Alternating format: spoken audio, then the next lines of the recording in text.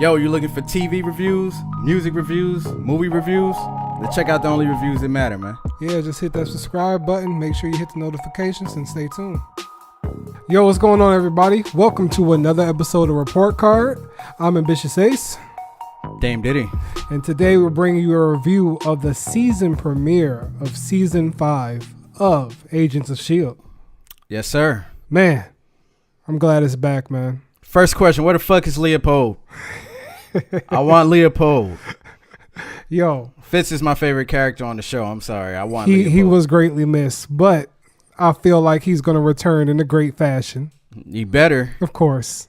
But man, come on, take me through your thought process through the opening. Yo, when this 20 joint minutes first started, I was just like, yo, I love all the jokes. Yo, man, I love all the references from all the earlier 90s shows, man. Aliens, Predators, Star Wars, Star Trek. Like, they had all types of references. I love the common sense logic they applied to things. Like, you know, Jim was a scientist. May's like, yo, I'm losing control of the ship, and she just unplugged it. Turned the key off, turned it back on. First rule, IT. Yeah. If it doesn't work, turn it off and turn it on. It's just like, instead of making it a super complicated answer, just go with simplicity. Yeah. I love the fact that they did that. I love the intensity of the last couple minutes of the first episode when they're flashbacking between each group of people and you're trying to figure out what the hell is going on. You know what I'm saying? So did you expect any of that? Like, going into this, fresh, I was just like, yo, okay, what's going on? I already knew at the end of the last season that they got basically, it looked like they were getting arrested from first look. But just seeing that whole first scene play out with them freezing them in time, basically, and everything, what was going through your mind when you see all that happening? Especially when you see the guy pull his skin off, get in the shower and all that. What was going through your head? I was like, what the fuck? Like, literally, when a dude took his skin off and was in the shower, that really caught me off guard because he did look strange. Yeah, I find it funny that they found an actor that actually kind of looks like his facial structure just looks different. Right. And I don't know what type of alien he is. We saw another monolith, and it sends him into the future this time. The only thing that I have reserved feelings about, and I feel like, IGN said it, a couple other people have said it, is I really hope that all of this stuff has a purpose, and as opposed to just trying to move itself away from what's going on with Thanos so it can exist, because Tess seems like a really cool character. I liked her on the 100. Deke actually sounds like he seems like a real cool character. Right. I feel like he's definitely going to end up helping at the end. I still don't like calling her Daisy, or I still prefer to call her Sky, but she's doing a hell of a job during her fight choreography. Yeah. Same with Melinda May. Badass. She's fucking nuts. Yo, when she got teleported into the pole, I was like, yo, why is she getting all this bad luck? But she still was whooping ass after that. Yeah, she really was. Well, Chloe Bennett, I don't know if you saw the interview with her. She was talking about what her character's been through in the last 5 seasons. She's like, well, I've had 8 boyfriends die.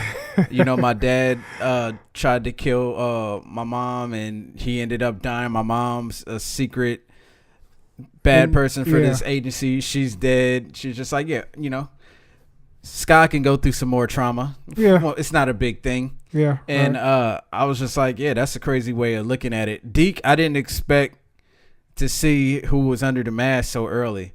Yeah. At first, I thought that was going to be the big bad, but, that was cool. I love Yo-Yo and Mac's part where they were in the room with the Cree, and they're speaking in Spanish, and they keep beating them up. Yeah. And I was like, yo, y'all really ain't about to take Yo-Yo's hands, man. Come on now. Don't do that. Nah.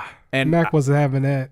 I'm glad they didn't slip up with the whole power thing when he's like, you could teleport out of here at any point now. She's like, you got to remember, I come right back. Yeah. It's just like, come on, man. You supposed to know that if anybody don't know that. But the real shocking part to me was when we got to see Casillas, because he actually looked like a scary motherfucker. I was just like, yo, this dude is off. He's unsettling, creepy, all that.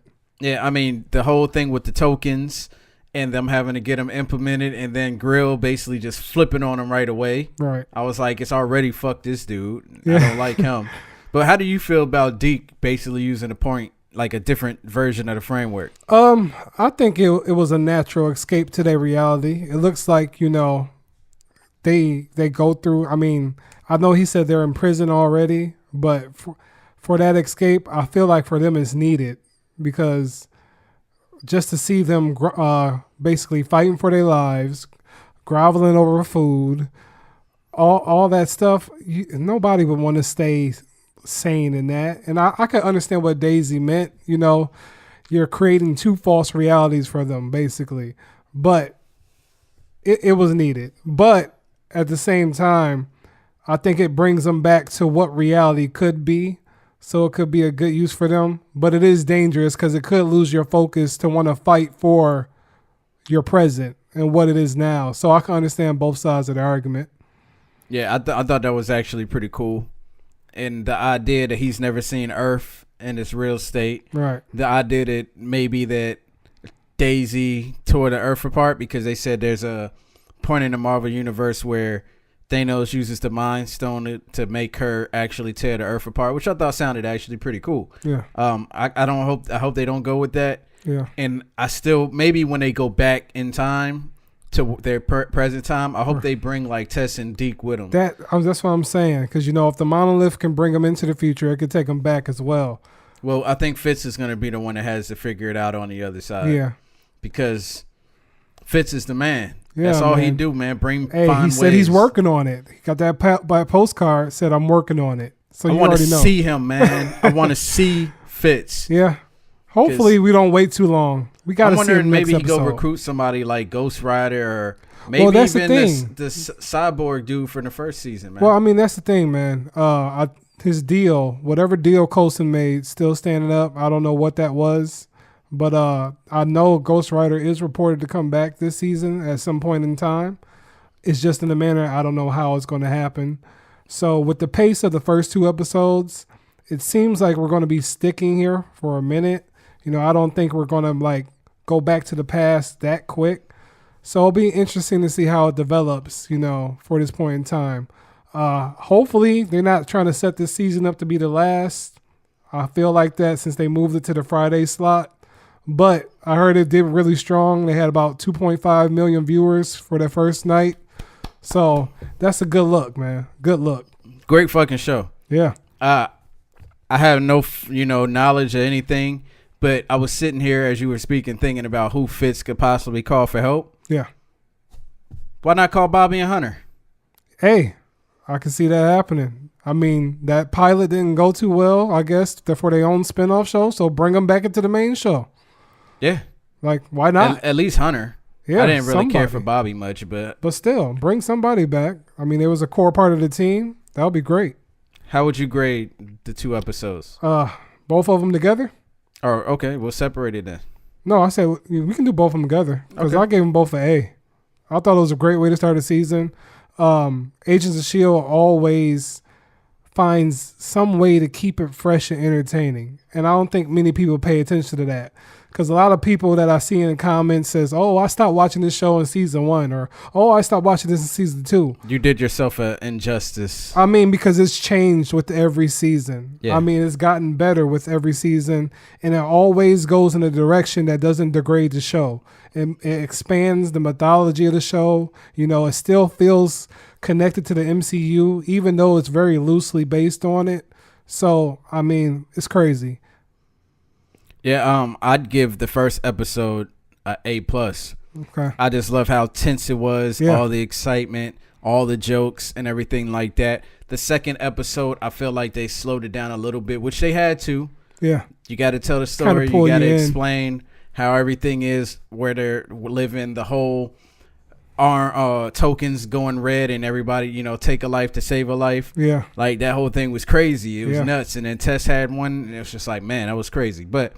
And then, Casillas and the shocker the episode to me when he took that thing out of the other girl's ear and put it in Gemma's ear. Man, and it crazy. explained why when Gemma was talking to her, she didn't to the girl, she didn't respond back. She's like, Right. oh, finally somebody that speaks English. She didn't say anything back. Right. Now it makes sense. Yep. And that was a crazy shocker. So I'd give the second episode a A. Okay. So the first episode A+, second episode A, but I thought it was very good, and Jed Whedon and his brother set up some amazing shit. Yeah, man. With this show. All right. That's it. Yeah, man. Make sure you keep checking back with us, man. If y'all like this, we'll continue to review Agents of S.H.I.E.L.D. We both enjoyed the show. Yeah. If y'all got anything else that y'all watched that you want us to review, man, hit us up at the email trc@thereportcardlive.com. That's trc@thereportcardlive.com. Make sure you follow us on Instagram at TRC Podcast, Twitter at TRC Podcast Live. And then we also have a podcast where we review music, where you can hit us up at iTunes, the Report Card Podcast, Google Music Play, iHeartRadio, and then, make sure you hit that damn bell in the bottom of this YouTube channel, man. Yeah, and let us know what you thought about the episode, what you think is going to happen going forward. Were you shocked? Were you just, floored about everything? Yeah, would you guys like to see Bobby and Hunter return? And don't y'all think Mac is the coolest character ever, man? That's all I got to say. Mac is that guy. Ain't no way we supposed to be splitting up, man. That's it? That's it, man. All right, man. All right, peace. Peace.